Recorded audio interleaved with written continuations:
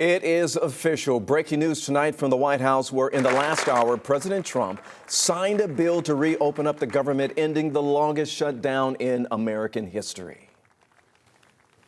So with my signature, the federal government will now resume normal operations, and my administration and our partners in Congress will continue our work to lower the cost of living, restore public safety, grow our economy, and make America affordable again for all Americans. President Trump signed that bill in the Oval Office about 2 hours after the House passed it. The historic government shutdown finally ending on its 43rd night. Sherelle Hubbard takes us to the House floor for a look at that crucial vote.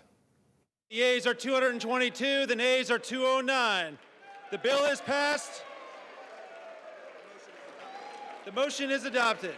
It's the beginning of the end of the longest government shutdown in history. But going into the vote, some House Democrats slammed the bill. I think it is a raw deal for the American people. The deal to end the shutdown includes job restoration for thousands of federal workers fired during the shutdown, back pay for furloughed workers, protections against mass federal layoffs through the end of the fiscal year, and funding SNAP benefits through the 2026 fiscal year. But it's what the bill doesn't include that is getting the most reaction, an extension of the Enhanced Affordable Care Act subsidies, which millions of Americans rely on. They're set to expire at the end of the year.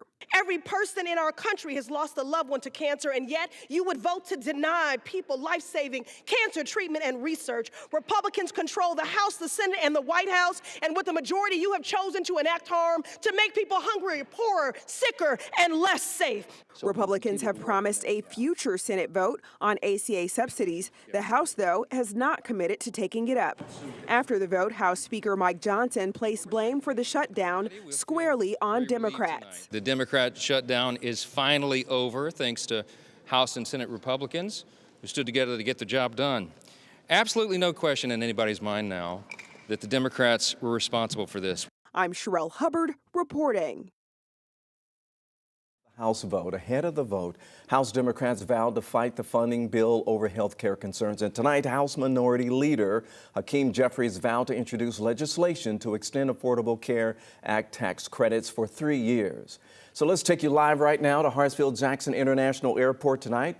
Flight cuts are now frozen at 40 of the nation's busiest airports, the Department of Transportation says. Because of the strong staffing metrics, cuts will stay at 6%. They were supposed to increase to 8% tomorrow and 10% later on. Now, within the last hour, Delta Airlines sent a statement to us about the ending of the government shutdown. The airline says, in part, "We are extremely grateful to all the federal workers, including air traffic controllers and officers with the Transportation Security Administration and Customs and Border Protection, who work without a paycheck for more than 40 days to keep our skies safe and secure, and to Delta people who went above and beyond to take care of our customers and government workers during the longest government shutdown in U.S. history."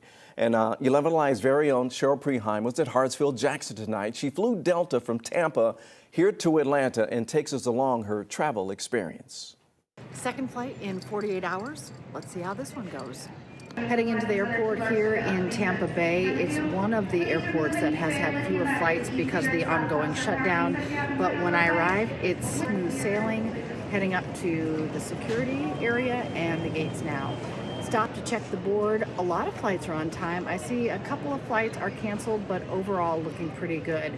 Heading now to the gate on the train. Get to TSA. First things first, I see the cutest dogs with the nicest owner who stops to talk to me. Makes my day and makes the day of all the TSA agents too. And we get through TSA fast. 5 minutes. Easy, and now I'm on my way to the gate. Atlanta is on the board. The flight actually looks like it's going to be on time.